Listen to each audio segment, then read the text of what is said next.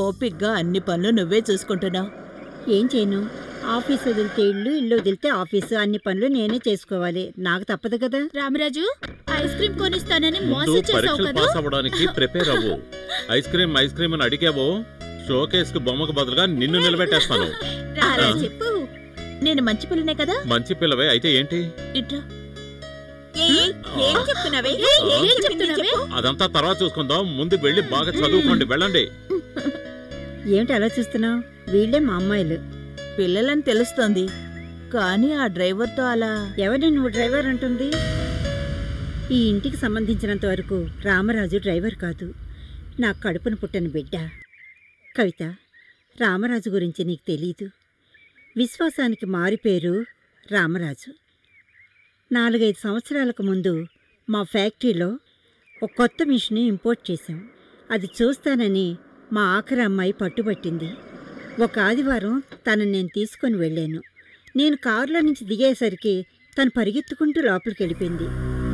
మామూలుగా సెలవు రోజుల్లో మిషన్లన్నీ సర్వీస్ చేస్తారు. ఆ టైంలో రామరాజు వాళ్ళ నాన్నే దగ్గరుండి అన్నీ చూసుకుంటారు. ఆ రోజు కూడా ఆయన అక్కడే ఉన్నారు. ఆయన అక్కడ ఉన్నట్టు నాకు తెలీదు. మా అమ్మాయికి చాలా ఆకతాయితనం, ఎప్పుడూ బాధ్యత లేకుండానే ఉంటుంది. ఆ రోజు కూడా అంతే. ఆకతాయితనంగా ఆయన పక్కకు వెళ్ళి నిల్చొని అక్కడున్న స్విచ్ బోర్డులో చేయి పెట్టేసింది.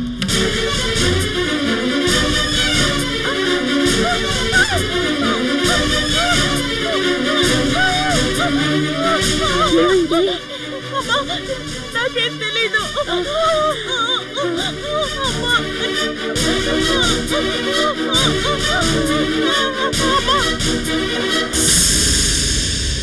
కళ్ళు తెచ్చేసరికి అంతా జరిగిపోయింది.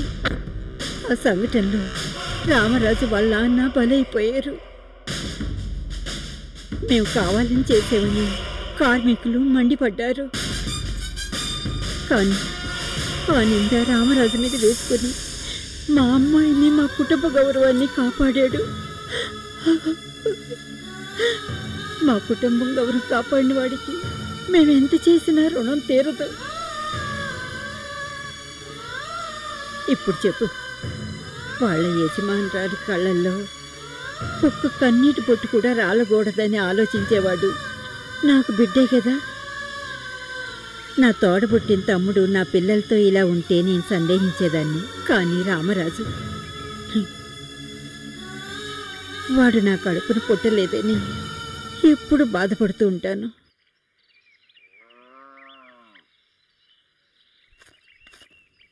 అమ్మా, వస్తానమ్మా. ఏంటి డల్గా ఉన్నావు?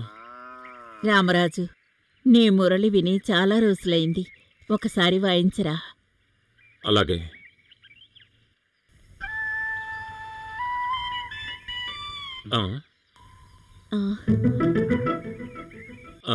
ఏమైంది బాబు? లేదు, వాయిస్తాను.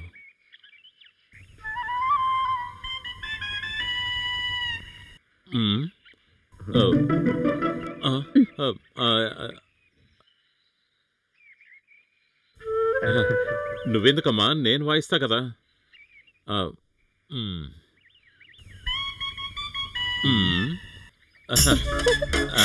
అమ్మా, నేను ఇప్పుడే వస్తాను. అలాగా వాయించేది? బీడీలో నోట్లో పెట్టుకున్నావు? అగ్గిపెట్టుందా? బజార్కెళ్ళు, దొరుకుతుంది.